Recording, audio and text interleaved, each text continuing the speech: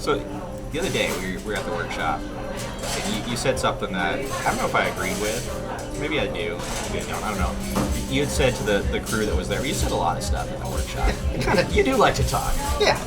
But no, you had said, guys, gear doesn't matter. I don't care what you're shooting with today. It just doesn't matter. You know, we're gonna create great images, something like that. And I was thinking, yeah, maybe, but maybe gear does matter. I mean, do you really believe that? I really don't think gear matters that much. I mean, yeah, honestly, for like what most people shoot, 90% of the time, gear doesn't matter anything. I can pull out my old original DSLR, my Fuji S3 Pro, and that thing, you know, wouldn't have the little screen about the size of a postage stamp and, you know, small files. I can still pull magic out of that camera because it still works the same. Yeah. Shutter speed, aperture. You tell me all the time. You say that. Oh, yes. Yes, garlic edamame. And you take this whole job. Got it. But you know, I think that you could probably take a great picture with any camera, right? I mean, no matter if someone handed you a camera, you could create a great picture. I think I could do the same thing. Mm-hmm. But it's probably not going to be as easy as on some of the, I won't say better gear, but maybe newer gear. Yeah. To take a great picture. I mean, here's a great example. So we were just doing these headshots. We're up on the top of a parking garage. At what time? Noon, right? Mm-hmm. The worst time of the day to shoot. There's not a cloud in the sky today. I mean, we look outside, it's, well, way over by the Sierras, there's some clouds. Yeah. But right where we were, there's nothing. So your camera shoots up to 4,000th of a second. My camera was 8,000. So what do? I handed you my camera. Yeah, switch lenses and you shot it with that. So that's like 10% of the time. You know, in that case, the gear mattered. Right? You couldn't have gotten the shot that you wanted because you were doing high-speed sync. True. Well, let me take it back. You could have gotten the shot, but you would have to really work at it. Yeah. Yep. I had to put an ND filter on there or something, but so yeah, that's just a lot of work. Right? So in that case, gear mattered. One for me. Winner.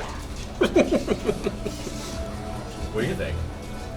You, over there with the miso. How important is gear to you, Jack? I mean, I don't know. Like I said, like, it's a little different in film just because you're not dealing with like a camera. It's like a camera. You know, rig. But I see the advanced gear as almost a barrier for a lot of people. Why? What do you mean? Because people think, okay, now I have access to this red camera that shoots in 8K. I need to shoot everything that I do in 8K on this red with the Fisher dolly and this crane and everything for these shots. And so a lot of people that I see around me say, well, we're not, you know, I have this great idea, but we're not going to shoot it because it would be too hard to get a camera all the way out there. Or it would be too hard to, you know, we don't have space to set up this dolly or whatever. And in a few situations that's true, but most of the stuff I see, it's like, why don't you just grab, you know, borrow someone's Sony, shoot it in 4K, which is still amazing, and just go out and shoot and spend your energy and your time actually creating and getting better than worrying about only using the best thing. And it's of course, if you have access to it and you can do it, yeah, you want to do everything you can to make, you know, your footage as good as possible and light it as well as possible and all that stuff. But a lot of times you can spend your time better thinking about composition or, you know, that's a good point. I mean, direction of your light and that kind of thing. Yeah. I think we sense it a lot, like with Instagram nowadays. We look at Instagram and like, wow, that's a great picture, right? But we're also viewing it at, you know, a one-by-one picture, really small. Yeah. But I think what happens, like the cell phone, I'm still blown away with the exposures you can get on the cell phone. Right? I mean, you get everything exposed, blue sky, face lit up, and like it's kind of magic how it works. But I think the drawback is people think they're really good photographers because the phone is actually doing most of the work. Yep. They're not thinking about composition. They're just like, take the picture and people, wow, that's incredible. And that's why, like, I feel like the phone's a little different, but I mean, I have friends that are great photographers. They're shooting on a Canon T3i because that's all they have. And when you put them on, you know, an A9 or an A7R, you know, a nicer camera, and they kind of get the feel for the menus and the functions, they just take off and just really go because they've spent so many years. So gear matters. Just, yeah, when you hit a point, I don't know. I mean, I will give you that. I'll give you that gear does matter. I mean, we were talking about this the other day when we shot the Fire Festival. It was, that whole time you kept going, man, I wish I had my D4. Wish I had my D4. And because that camera handled low light. Yeah. You know, and most people would say, no, Steve, you got an 810, man, that thing is incredible. But it doesn't do good in low light. But when I say gear doesn't matter, I think that's to just the avid photographer. For the pro, gear matters. Totally matters. Everything. Oh, look at that. Thank you. And I'll be back up with your chopstick. Thanks. How come yours is bigger again? I don't think mine's bigger every time.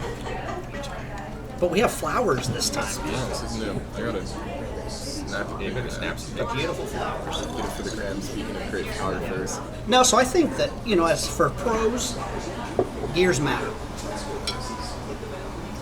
But for most people, gear is just what he said. It's a barrier for a lot of people. True. I mean, I think back again to that workshop.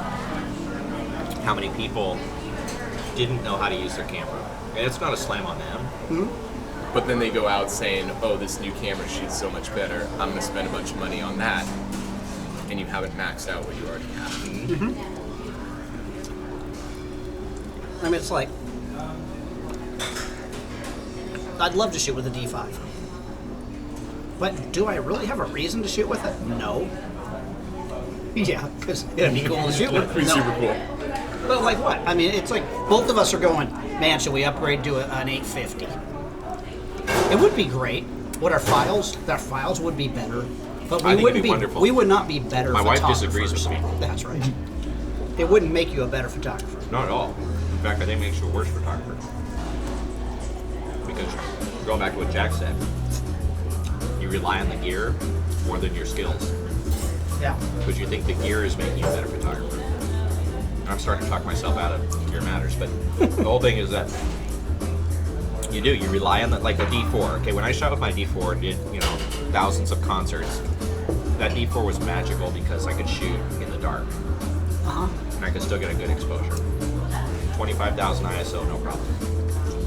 Can't do that with my 810. Gear totally mattered. Matt Cohen, rodeo photographer. He shoots with a fleet of D5s, right? And all has to do with What the did he tell you? focusing What did he system. tell you the other day? He says, "I could not do my job without this camera." Yep. All right, here's your chopstick. Chopstick Guys roll. All right. There it is. I'll get you guys more extra napkins, maybe? Please, thank you. Yes. Yeah, you know, he had said, even he said, he kind of went, gear doesn't matter, but yeah, I couldn't do the job like I do it without this camera today. Thank you.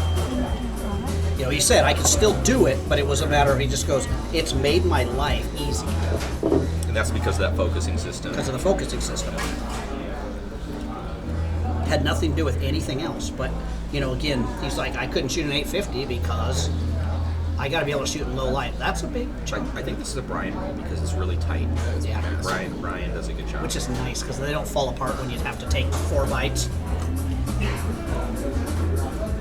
But don't you guys think, like, for the photographers watching the show and, like, coming to your workshops that are coming to become better photographers and to learn about photography, I mean, it's more important for them to kind of use what they have instead of just coming and seeing, oh, that's a really fancy light, I need that. Yeah, and we find, here's the problem I think we find in workshops.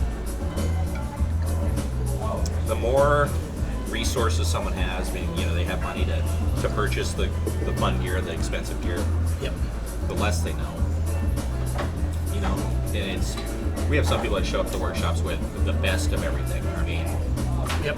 they'll show up with $20,000 worth of gear to one of our basic workshops. Yeah. I've had a guy show up with a Hasselblad And you know what? Their whatever. pictures are worse a lot of times than someone shooting with that Rebel camera.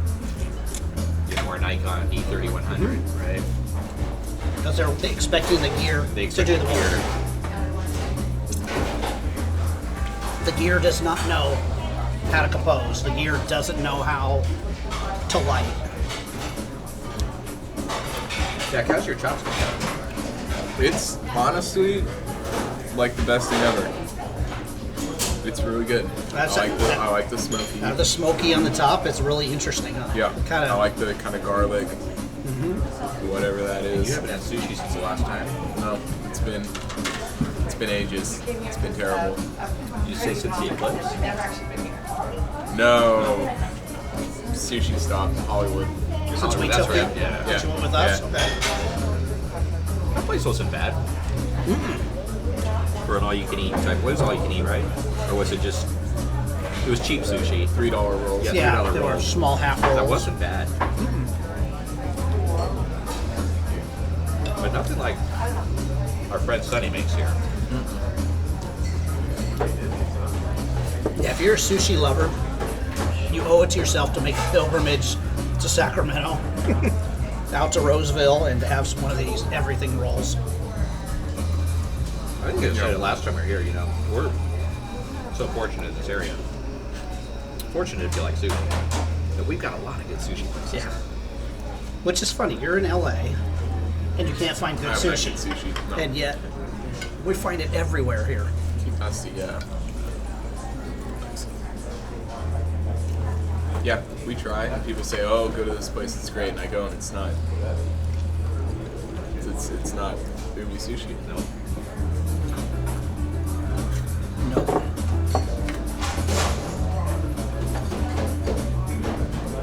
So, I think once again, these are one of those topics that we don't necessarily disagree on. I think we just disagree at like what level does gear start mattering. I don't disagree with you. I do say, though, if I have my choice, I want better gear. Yeah. I mean, today, could I have made portraits today with a speed light? Yeah. They wouldn't, I don't think they'd be as good. They wouldn't be what I wanted to create. But that S1, more than enough. Yep.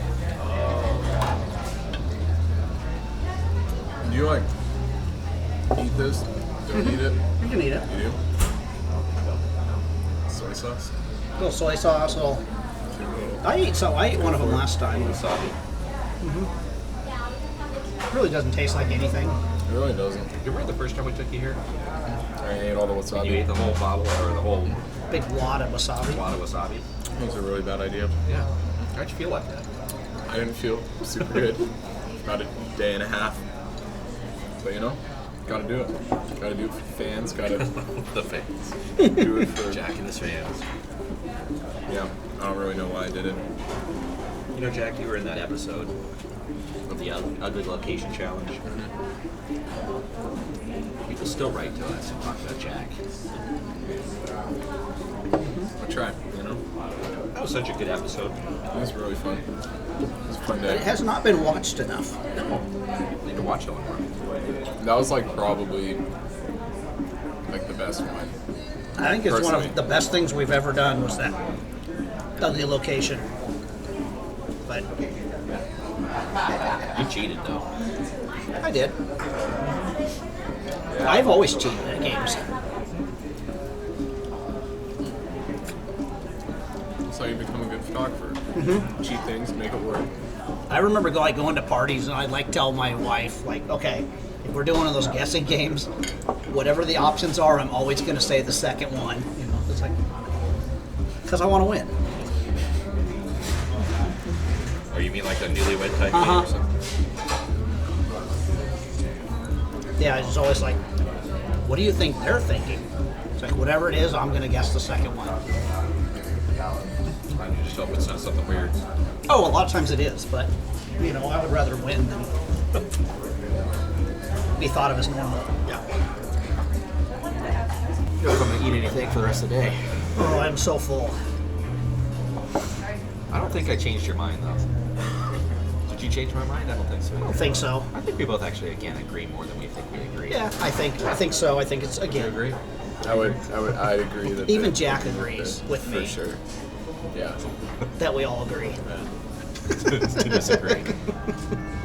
Yeah. So again, gear will help you, but gear doesn't make you a good photographer. That I would agree with you 100%. Doesn't matter what gear you have.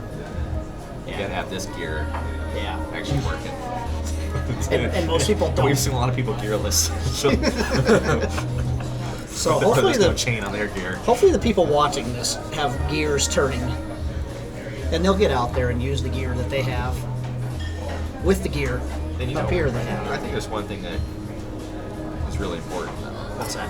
So you never forget to say Say sushi.